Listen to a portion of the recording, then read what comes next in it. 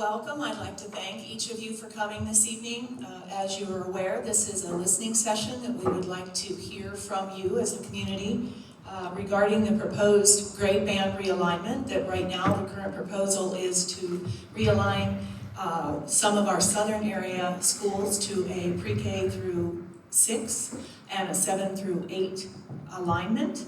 And we would like to hear, I feel very strongly that I can use the information that I get this evening to make adjustments to the plan, to find out where the greatest concerns are.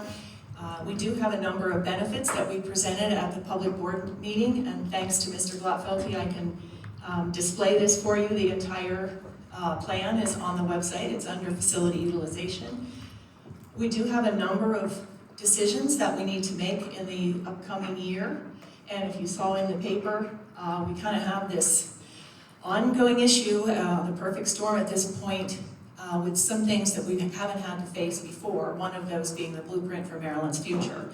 But we also have revenue concerns, as we usually do, a declining enrollment that has been exacerbated by the pandemic, but that's not the only reason why the enrollment is declining, and the state capital program. I strongly encourage you to watch our board meeting on the 22nd. It's next week, and we will have a presentation from our state representatives from the IAC, which is the Interagency for School Construction, and they will talk about what some of the challenges are for Garrett County schools and why we need to make some difficult decisions moving forward. And as we go through each one of those decisions, I think the board has been very clear that they want to concentrate on looking at Broadford and Southern Middle. I was just discussing how long we have been trying to get Southern Middle School renovated. It's been a long process, and I think we're getting closer, and we certainly want to make sure that we get that school renovated as soon as we can, while we're under the 90-10 split that thankfully Senator Edwards and Delegate Beitzel were able to help us with. So I do encourage you to look at the PowerPoint. There are a number of instructional benefits to what we are proposing, but we also do want to hear concerns from the community moving forward. And as I said, I can use your concerns. And there are a number of pros. So if you're speaking this evening, and there are some things that are very good instructionally for this realignment proposal. I will stop there, I think, and turn it over to Mr. Woods. It looks like we only have a couple of people signed up so far, but if you want to sign up, if you would like to speak after others start speaking, you can just be recognized by Mr. Woods. He will ask you to come up and sign, and then you're welcome to your 3 minutes. Please be cognizant of the timer for the 3-minute time limit for each speaker. So I'll turn it over to you. Thank you. Thank you, Superintendent Baker, and again, thank each of you for coming.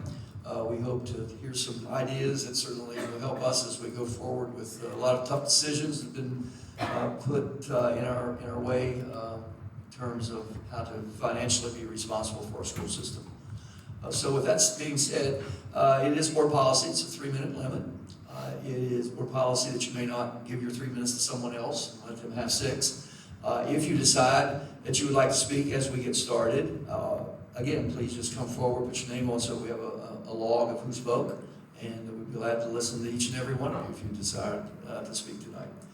But again, we would ask that you would speak on the grade band, the pre-K through 6 alignment, 7 through 12 alignment on the southern end, as to what your thoughts might be towards that.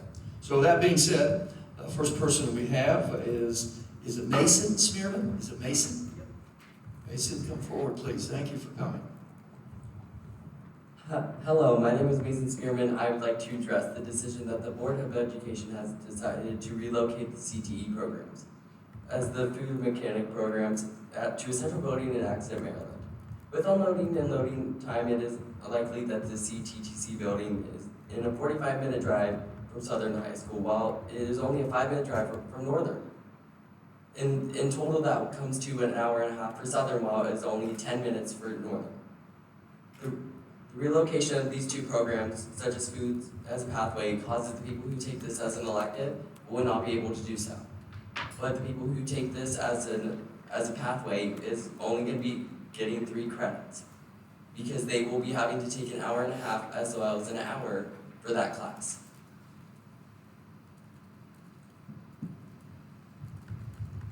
This brings me to my next point, that when Superintendent Baker was running for superintendent, and to quote her, was, "We do what's best for kids." But my question to the board and Superintendent Baker is, how is this best for the kids, or students, specifically in Southern High School? Aside from that, I want to talk to you about the cost to relocate, provide proper transportation, as well as providing equipment for those classes. I'm sure that is a lot of money going towards this. We can find an alternate solution, like hiring a teacher for foods and auto mechanics just for Northern High School. If you stand by your decision to relocate these two programs to the CTTC building, there will only be an auto mechanics and foods teacher in the building. Those teachers will be responsible to take all phone calls about out-of-school passes, office visits, guidance office visits, etc. There will be no health room in case a student needs a medicine administrator or if a student gets ill. There will also be no principal to help with discipline when conflict arises between students. The two groups between the auto mechanics and foods groups are completely different social groups. This might cause tension on the bus rides. This could possibly lead to a student getting possibly hurt. My last point is that the impact that these teachers have made on the students, the impact that they have made has caused them to get motivation to do better in school and life. And they have been, in doing these relocating, their safe space that these teachers have provided for those students will no longer be there. They will no longer feel safe in the school because there is a lot of students who feel different from the school. And by removing those, you remove their motivation to do well. I say thank you again to the board for letting me speak on this topic. I ask you to reconsider your decision to relocate these programs to the northern location. Thank you. Thank you. Thank you, Dallas. I'm sorry, thank you, Mason. Our timer must have malfunctioned there, but I'm sure you were well within your 3 minutes. I will inform the superintendent sent out a news release today that the decision to move those two programs to accident will be rediscussed at the March 22nd board meeting. With that being said, the next speaker is Dallas Reiser. So Dallas, would you like to come forward, please? Good evening. I am Dallas Reiser, and I'm a parent at Swan Meadow. And I'm here this evening to speak on behalf of Swan Meadow parents, as well as small schools in general across the county. So I want to start by asking a question. And I know you've listed some benefits to this, but long term, I would like to know how this benefits our children, our community, or our county. There's a lot of research out there. You don't have to look very hard to see the research that smaller schools do better than larger schools on several fronts. And the main ones being grades, student behavior, and parent involvement. And I don't see how this plan, as it is proposed, is benefiting any of those three areas. It feels to me like this plan has more to do with money and enrollment, which obviously is part of it. But I believe that enrollment will continue to decline with this plan. And speaking from Swan Meadow specifically, there's at least 63% of the children that will leave the public school system if this plan goes forward, which is over $400,000 out of the budget. And that's not including future Swan Meadow students or students from other small schools that will do the same thing. So the first sentence of the vision statement for the Board of Education is, education is the key to the vitality and sustainability of our community. And I would appeal that the decisions are made based on quality education rather than just money and enrollment numbers. Thank you for your time. Thank you, Dallas. Okay, we're going to open it up, and if there's anyone else who would like to speak, we certainly, yes, ma'am. I you'll come up and sign in first, please. We have a record. You're more than welcome. Right here.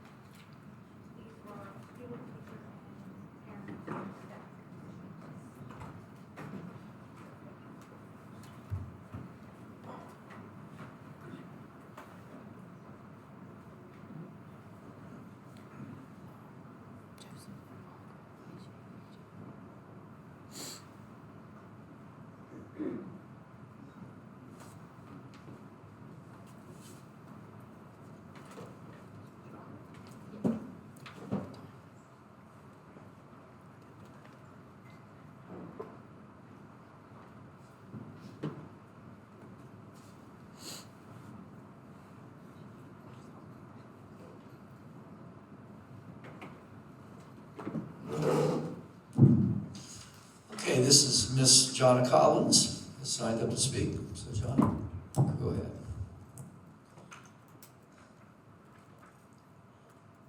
Hi, I am a junior here at Southern Garrett High School. I am here to talk to you guys today about the student body's opinion on the proposed plan to move the culinary and auto mechanics classes to the Southern Garrett College Career Technology Training Center. I have numerous petitions from Southern students, staff, and public I have petitions from students, staff, and public opposing this change to the way that our schools function. You may have noticed that I passed a packet to the board members. This packet contains the petition and information to access the online petitions, as well as the information as well. We have approximately 548 paper signatures and 1,600 signatures online collected in the last 8 days. Southern High School has a very large number of students and has chosen this career pathway. Many are dual completers. Students that have the dual completion will be forced to drop out of the auto and foods pathways. We have talked to the Northern High School students, and as of now, the number of students that will be choosing these pathways are dramatically less than the students at Southern. Most upperclassmen will be unable to switch their pathway, leaving only underclassmen to potentially sign up for foods and auto. Students are very concerned about how this is going to change our school day. Southern High School students will arrive to school in the morning, and then after an already potential long commute, have to go back on a bus and travel 20 miles one way, which will take buses at least 30 minutes to navigate on a good day. Southern students will be driving 4 miles one way, which is about a 7-minute drive from their school. The traveling distance is dramatically different between the two schools. The different and the disruption to each school's schedule will be very different. Southern students will only be able to take 3 total school classes each semester. One of them will be culinary or auto mechanics pathway, leaving the ability to only have 2 additional classes. Southern already has the tools and supplies to learn and provide the education needed for these pathways. As the student body, we ask the Board of Education to reconsider their decision in relocating these programs due to the disruption that it will have caused to all the students in both schools. Please consider transferring and transporting students from Northern to Southern to be enrolled in these pathways. We have the ability to fit all these students in these classrooms for these programs. We also asked, if that is not possible, you guys please wait this idea and hold until you consider all variables. Thank you for your time and consideration in hearing our concerns tonight. Thank you, John. Next speaker is Jennifer Paul.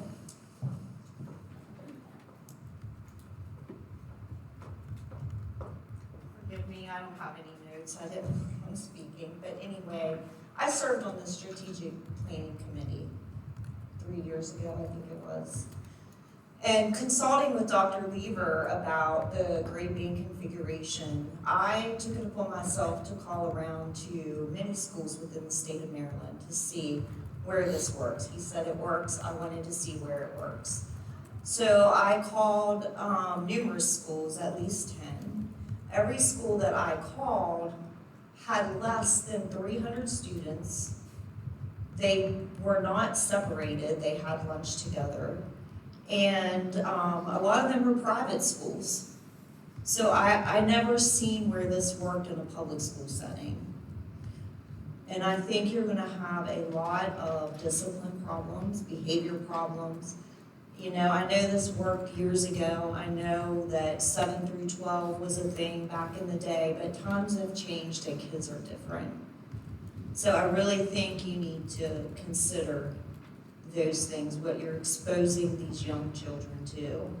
And I'm all about community schools, small community schools. And you know, if you go back and look at the voting, I voted against all of this. And you know, I know there's talk where they're gonna wanna combine both high schools in the future. You know, and I know it's a money thing, don't get me wrong, I see it. But I also remember that the Board of Education building was supposed to be vacated also. I think that was costing about $500,000 a year. And you had room at the northern end, you had a whole wing here at Southern, and that hasn't happened yet. That's $1.5 million in the last 3 years. So I just ask you, you know, if you just need to look at where you're spending your money. Thank you.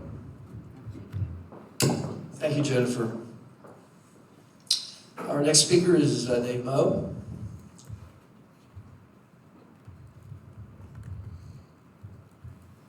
Thank you, members of the Board of Education. My concern is the way I read the plan and listened to your last meeting was with Crellin School. And I do not understand why the long-term plan would be to leave the existing building as it is with 5 trailers, classroom trailers. It does not make any sense to me. So hence, is there a capital improvement plan by the board? 5 years, 10 years, 15, 20? If not, why? It absolutely has to be done, or we wouldn't have these situations suddenly thrust upon us.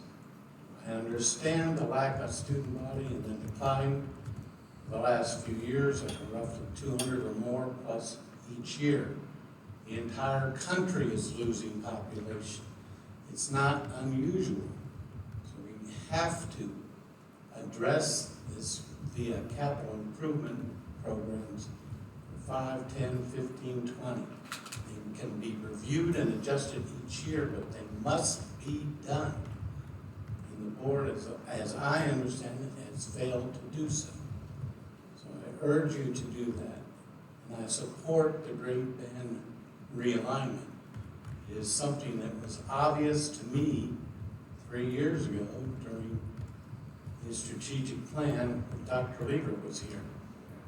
So please, if anything more should come out of this, please clarify what's going on with Crellin and formulate a long-term plan. Thank you. Thank you, Dave. Anyone else like to sign up?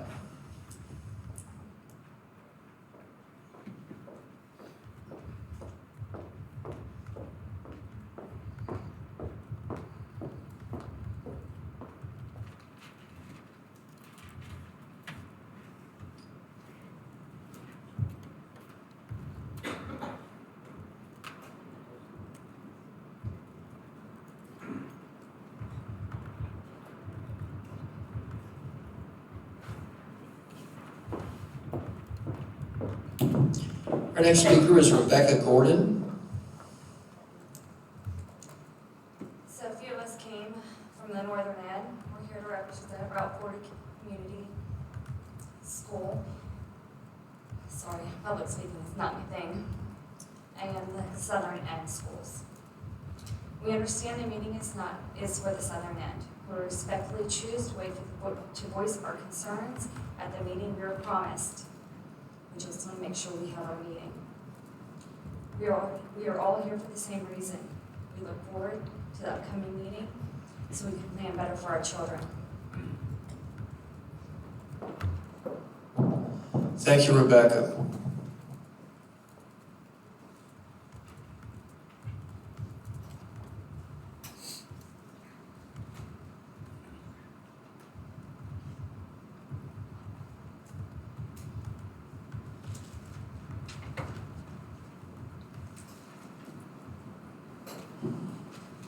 Our next speaker is Jaron Teets. Hi, my name is Jaren Teets, and I'm a student here at Southern High. I don't have a bunch of time, so I'm going to cut to the chase. The foods and auto programs are very important to Southern High. Not only are they the reason some kids graduate, but they change kids for the better. For most kids, foods and auto are the only reason they come to school. And if you've been in one of the classes, you know why. Chef is one of the kindest, most hardworking people I know. Many kids respect him. I've seen kids that don't put in an ounce of effort anywhere else, jump right in and work hard for Chef. I'm sure Chef has changed many kids' paths. I know he's changed my life. Normally, I'm very anxious, and I hate being the center of attention. If you would have asked me to do this a month ago, I would have refused. Now, I do it without hesitation. One day, I was talking to Chef. We were making egg rolls, and I mentioned I was nervous for a big competition coming up. Chef looked at me and said, "Stop that crap." I was taken aback. I tried to tell him it wasn't that easy, but he turned to help someone else. I thought about it for a long time, making excuses. I can't just not be nervous. It's not that easy. Then I asked myself, is it that easy? I realized it was all in my head. If I don't let myself be nervous, I won't be. Competition time rolled around. I sat down at my computer and I heard the chef's voice telling me to stop being nervous. I smiled and relaxed and ended up placing 7th in the state. Now, every time I start to get nervous, I just tell myself to stop. If one of Chef's sentences in a 30-second conversation changed someone so life so drastically, imagine how much change Chef has caused in 13 years. That's what teaching is about, changing kids' lives. Thank you for your time. Thank you, Jaron. Anyone else to come forward and sign up to speak?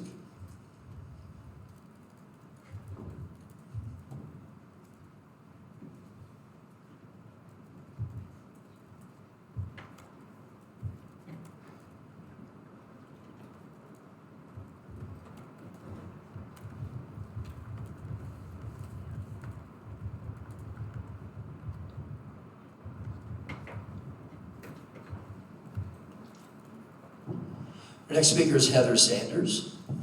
So I'm sure I'll get my time to kind of touch base on the northern end when we get our meeting for my own children. Tonight I would like to speak on behalf of my nephews that my one nephew currently attends Crellin and my other nephew will be coming up. I know obviously we've hit that perfect storm. I stay up to date. I was actually a student member on the board when we closed Dennett Road and Kitzmiller years ago. And now I'm in the public school as a teacher. So it's definitely easier talking in front of kids than adults. I think my biggest concern is looking at my nephew and my own children coming up through the schools is how much kids have changed from the time when I went through these schools and what kids are exposed to through social media and what they hear. And I know something has to be done, but I feel like the grade band alignment to have 7th graders with 18-year-olds, I don't know if there's something else that we as a community or a school board could come up with a different plan, whether we're realigning our middle school and having 10th through 12th grade together and pushing 4th through 8th, or I don't know, there just needs to be some kind of grade band alignment that allows our middle school kids to still be those quirky, fun individuals, that they're going through changes, they're trying to understand themselves and not trying to push them to grow up way too fast. I also think it's important for our little ones in elementary school to stay in that childhood. I love seeing my 3rd graders still bring in trucks and cars to play with at recess and thinking that that's okay, and not being around a 10-year-old or 12-year-old, that's all about Snapchat or TikTok or this and that, and hearing different things and seeing things that, kind of steals their childhood away. So I know obviously something has to be done, but I don't know if as a board or a community, if we can come up with some different way to realign these grade bands to allow our middle school kids to still be middle school kids, high schoolers to have their separate environment in elementary. But that's kind of all I wanted to touch base on tonight. And also that community schools, you know, I look at my nephew going to Crellin and hear all the things that they do there. Obviously, Accident's a small community school, and personally from teaching there, going there, and my kids hopefully to attend there, I would love to see them continue that too. But Mason Lee just touched on the southern end tonight, so thank you. Thank you, Heather. Anyone else?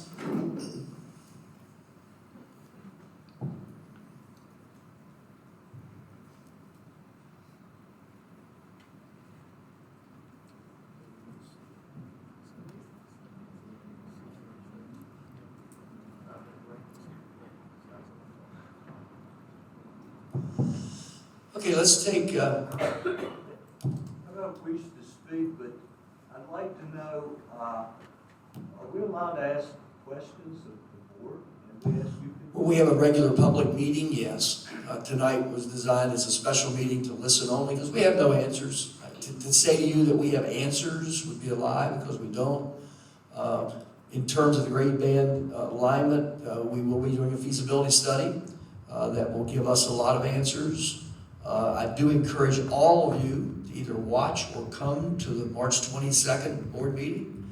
I don't think all of you can get in, but we'll put as many people in as possible, because the IAC person, who's our regional representative, will either be there personally or at least be there via Zoom to discuss the problems that we're up against.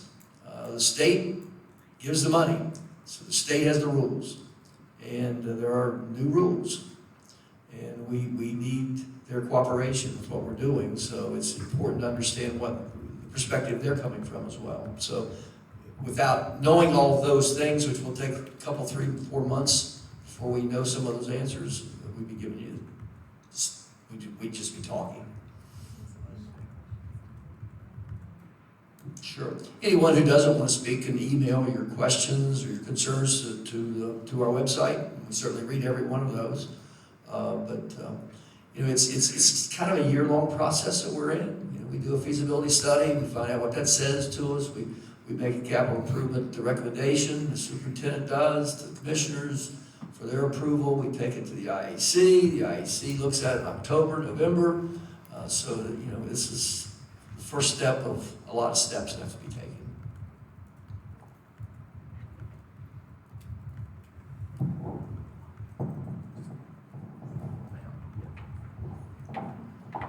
Since we're really promoting our March 22nd meeting, which is next Tuesday, it's a special budget meeting. We're going to bring to the table a discussion on the culinary auto mechanics program, and then keep promoting the IAC to hear from somebody. So I think that we probably should leave the central office and maybe come to a location where there's more room, considering we're having 3 main topics that evening, and we might have a lot of attendance.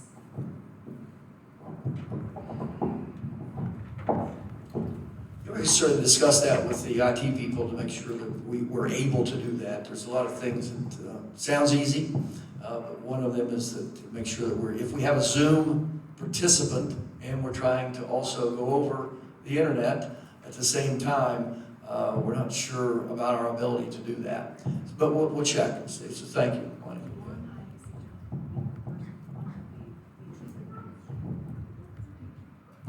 I'm being told by the superintendent that one person plans to be here in person, the other person will be Zoomed in for the conversation.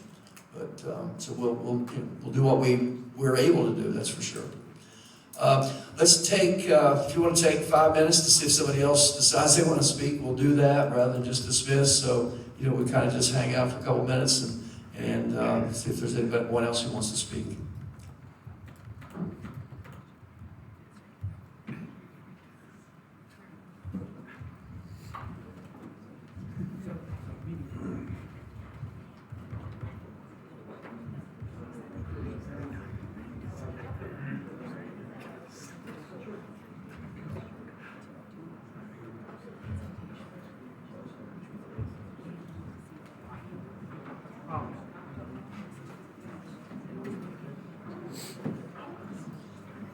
you can't go to the meeting on the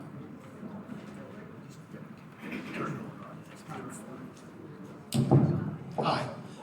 If you can't go to the meeting on the 22nd, it's really worth listening to the presentation from the IEC representatives. And those are the people that control the construction money for our schools. And I would encourage you to look at the presentation on YouTube. So anybody can log into YouTube. I think there's probably a link on our website. So if you can't be there, at least, and you want to find out more about the fiscal restraints that we're under, I really encourage you to watch it. Because we have technological problems in bringing it to a larger facility, but so the more people that watch it and aren't there, it's going to be good. But we'll get as many people into the room as we can. Okay?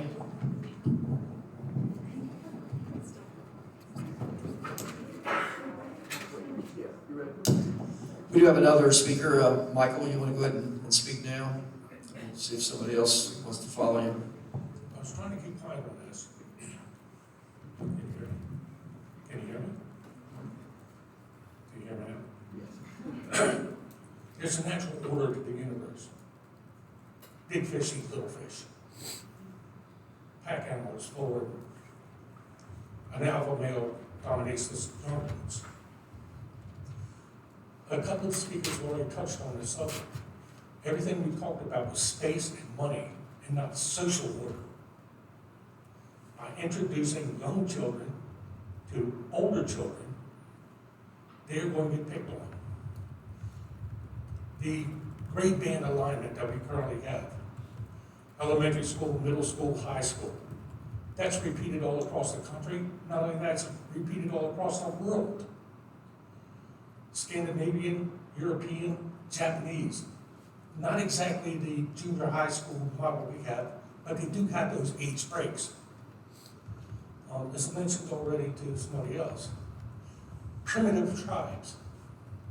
When a boy reaches 12, 13, he has to go through some ritual, kill an animal, spend the night in the woods, some sort of ritual that he is no longer a child. He's not subject to the adults, but he's away from the children, and there's that middle age formative period. That has been the purpose of the junior high. When we take these young children, we expose them to the other ones. We are going to change high school from a pattern of senior, junior, sophomore, freshman, to a pattern of senior, junior, sophomore, freshman, victim. We teach things that we call age appropriate. When you mix these ages, you're going to have them on the bus. And the older kids are going to be having great fun, taunting, teasing, and exposing these children to things that they're not ready for. This is something that must be avoided. There's a natural order to separate them, and separate them by the age groups that we have.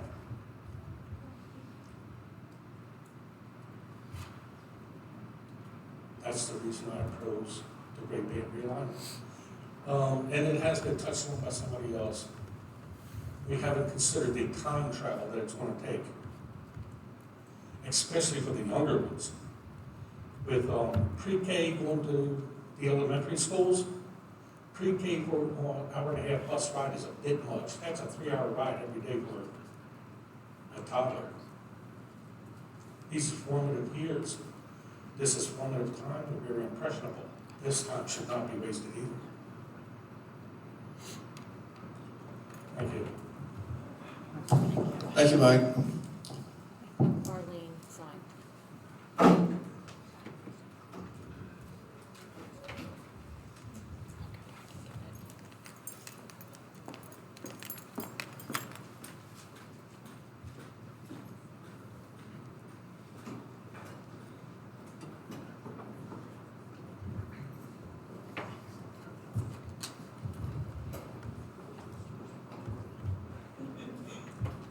Good evening. I hadn't had planned to get up and speak this evening, but based on the comments that I've heard thus far, there's many that I have to agree with. I'm an outsider. I moved here from New Jersey and began substituting in your school system.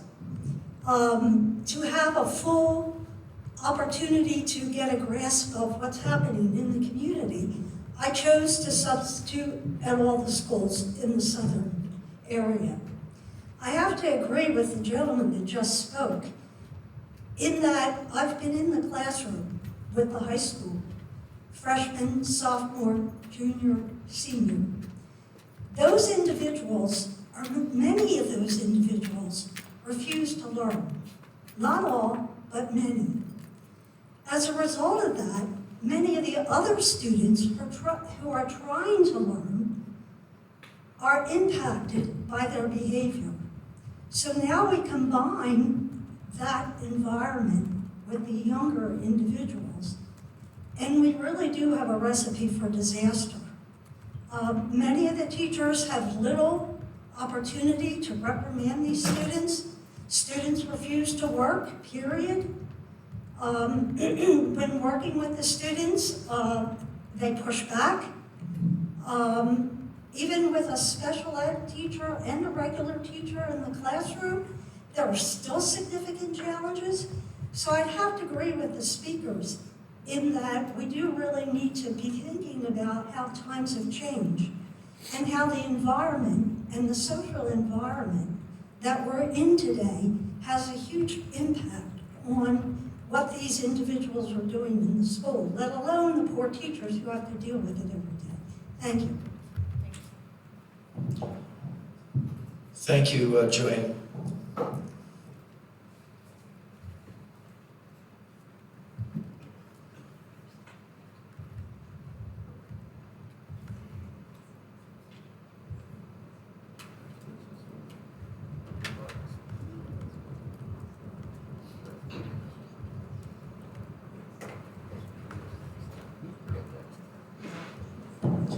Our next speaker is Arlene Lance.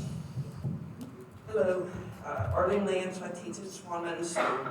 I've been there for 21 years now and love it. I love every day going to work.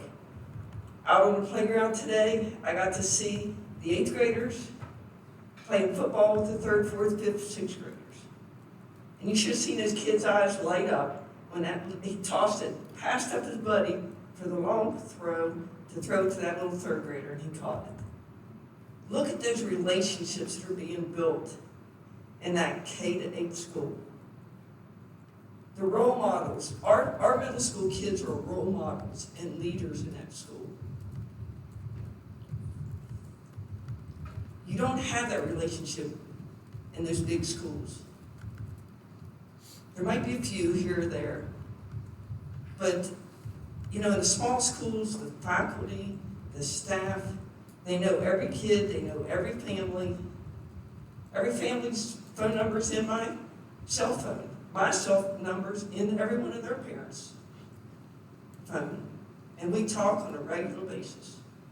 When there's a problem, we work together. When there's celebrations, we celebrate together. And that's what we need. I'm begging you to consider going with your grade band alignment, but go with the K-8. Go up here on Bloomington Hill and put a small community school. This is what the rest of the country's doing, based on research. They're finding, they're putting the schools back into the community. The smaller schools are more effective. The communities are involved in the smaller schools. And when we have PTO meetings, we have 50-75% of our families represented there. And what we do at school is largely based on what those parents' input are. We work together. And that's what we need. And I challenge each of you guys, before you make a vote on any of these major decisions, go out and substitute in these schools. We need substitutes. We're begging for substitutes. Go out and substitute. Don't walk through and say, hi, how are you today? But spend equal amount of days in these big schools and an equal amount of days in these little schools, and really get to understand what's happening in these schools. Talk to the kids, talk to the parents, talk to the teachers. I understand finances are running this show. But I think we gotta back up and look at what's best for the kids, what's best for our teachers, and what's best for our community. And that's what Garrett County in the past has always been about. So, thank you. Thank you, Arlene.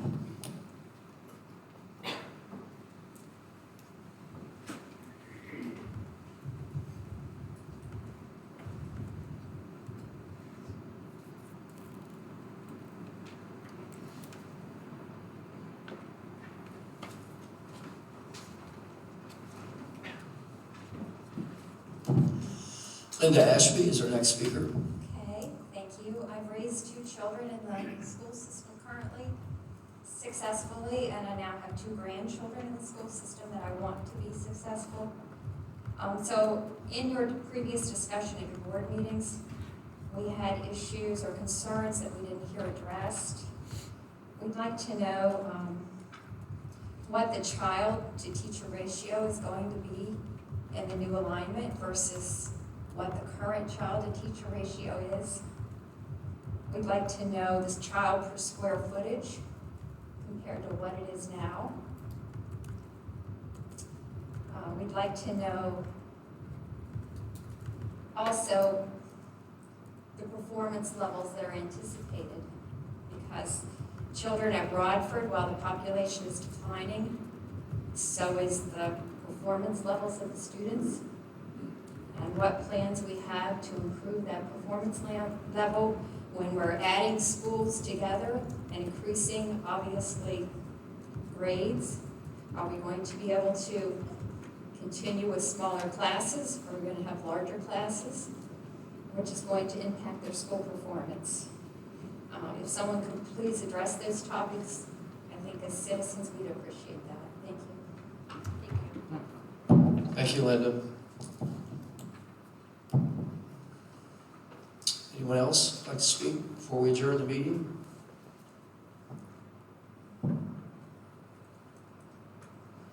Okay, once again, I'd like to thank you for coming. Once again, I'd like to, we'll certainly take into, we'll try to make a space for everybody to attend the March 22nd meeting if we can make it work. But again, the IT department will tell us whether we're able to do everything we want to do.